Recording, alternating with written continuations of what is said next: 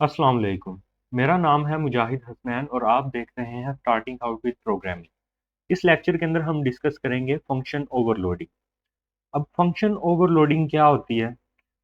Suppose कर लें हमारे पास कोई फंक्शन है void प्रिंट, और इसके अंदर कोई भी पैरामीटर पास नहीं हो रहा, और इसकी बॉडी के अंदर हमारे पास एक सी आउट की स्टेटमेंट है जो स्क्रीन के ऊपर कोई मैसेज प्रिंट करवा रही है। सपोज कर लें वो हेलो प्रिंट करवा रही है स्क्रीन के ऊपर। अब अगर इस फंक्शन को हम एनालाइज करें तो इसके अंदर एक तो है हमारे पास इसकी रिटर्न टाइप, दूसरा है इस फंक्शन का नाम, फंक्शन नेम है हमारे पास, और तीसरी चीज है हमारे पास इसके नंबर ऑफ पैरामीटर्स। अब पूरे फंक्शन के अंदर जो सबसे इंपॉर्टेंट चीज है वो हमारे पास है यहाँ पे ओवरलोडिंग के लिए नंबर ऑफ पैरामीटर्स है। इसको आप नंबर ऑफ पैरामीटर्स को जो है ना इस फंक्शन का सिग्नेचर भी बोल सकते हो। अब फंक्शन ओवरलोडिंग में हमारे पास क्या होगा कि हम एक सेम फंक्शन बनाएंगे। रिटर्न टाइप मैटर नहीं करती, आप बेशक चेंज कर लो रिटर्न टाइप, वॉइड प्रिंट, और इसके अंदर जो नंबर ऑफ पैरामीटर्स हैं उनको चेंज करवा देंगे। सपोज करें हमारे पास अब यहाँ पे एक फंक्शन के अंदर एक पैरामीटर पास हो रहा है स्ट्रिंग एम। अब इसकी बॉडी के अंदर भी कोड जो है वो डिफरेंट हो सकता है। अब सपोज कर लें यहाँ पे हेलो की बजाय वो जो हम मैसेज जो है वो ले रहे हैं पैरामीटर के अंदर वो प्रिंट हो रहा है यहाँ।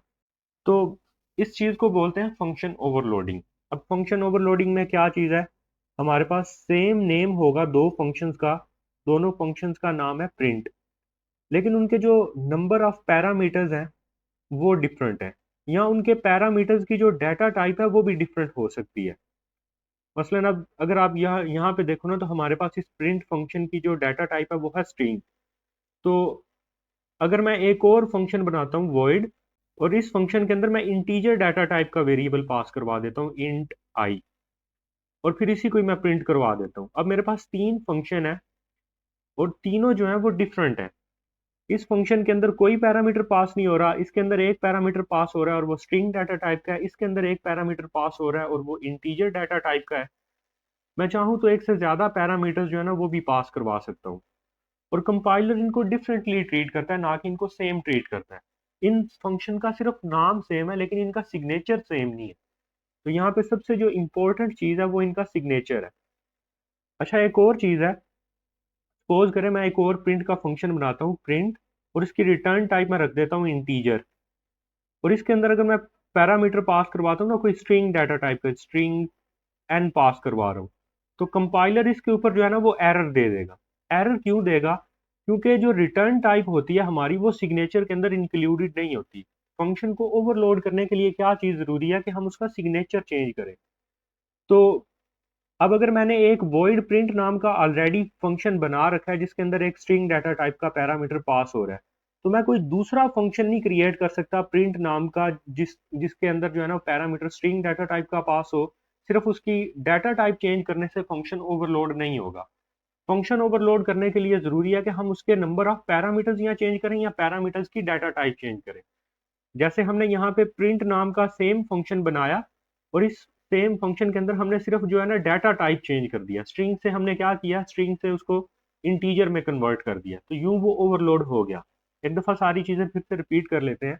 फंक्शन ओवरलोडिंग में क्या होगा, हमारे पास फंक्शंस का नेम जो है वो सेम होगा, प्रिंट, प्रिंट और प्रिंट, लेकिन उनके अंदर जो उनका सिग्नेचर है हमारा वो डिफरेंट होगा। सिग्नेचर क्या होता है, ये नंबर ऑफ पैरामीटर्स या फिर डाटा टाइप ऑफ पैरामीटर आप इसको बोल सकते हो। अब यहाँ पे हमारे पास इस फंक्शन के अंदर कोई भी पैरामीटर पास नहीं हो रहा, इसके अंदर एक पैरामीटर पास हो रहा है, इसके अंदर भी एक पैरामीटर पास हो रहा है, और जिन दो प्रिंट फंक्शंस के अंदर एक एक पैरामीटर है उनकी डाटा टाइप डिफरेंट है। तो ये तीनों चीजें, तीनों फंक्शंस जो है ना ये ओवरलोडेड है, तीन ओवरलोडेड फंक्शन है। लेकिन अगर हम चाहें कि हम सिर्फ डाटा रिटर्न टाइप जो है ना उसको चेंज करके जो है ना हम अपना फंक्शन ओवरलोड कर दे, तो कंपाइलर इस पे एरर देगा। सिर्फ रिटर्न टाइप चेंज करने से फंक्शन ओवरलोड नहीं होगा। अब इसको एक दफा कंपाइलर पे भी करके देख लेते हैं। अब हम आ गए हैं कंपाइलर के ऊपर, और कंपाइलर के ऊपर अपना प्रोग्राम लिखना शुरू करते हैं।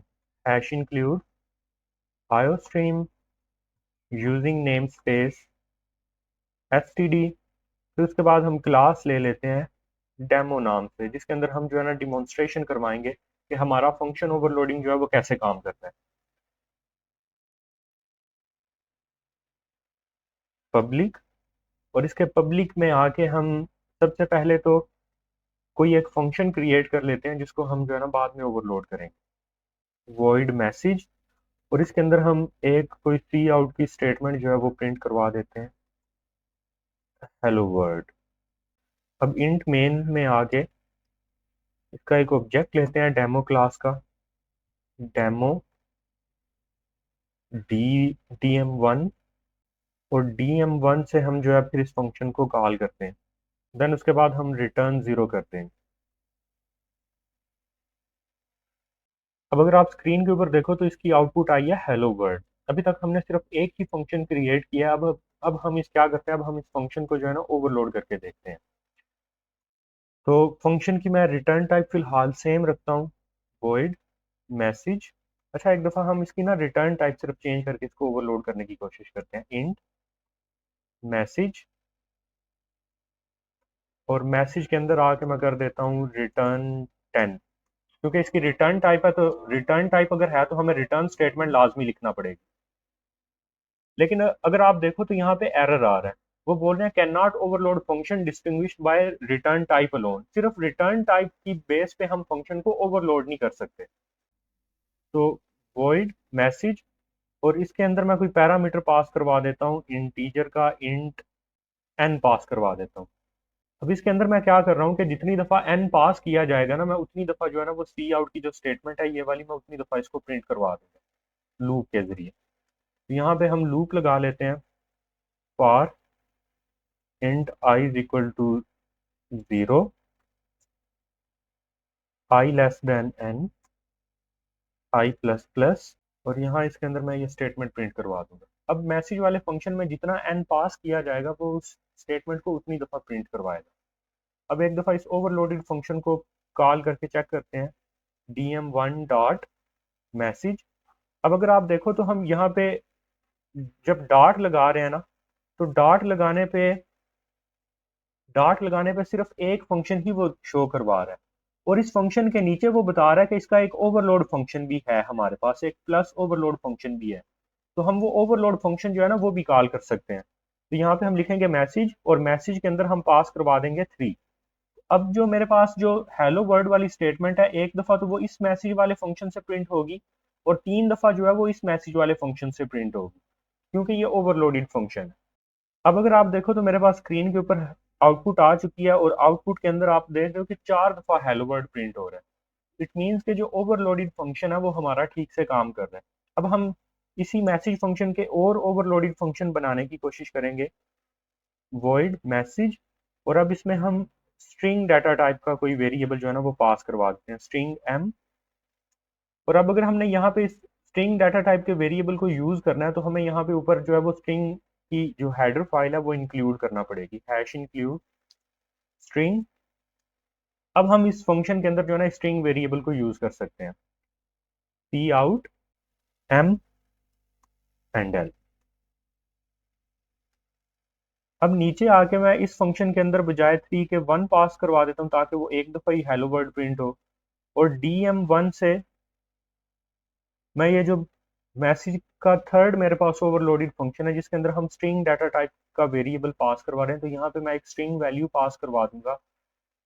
हम यहाँ पे प्रिंट करवा देते हैं, कोई नाम ही प्रिंट करवा देते हैं, अली प्रिंट करवा देते हैं इसके अंदर।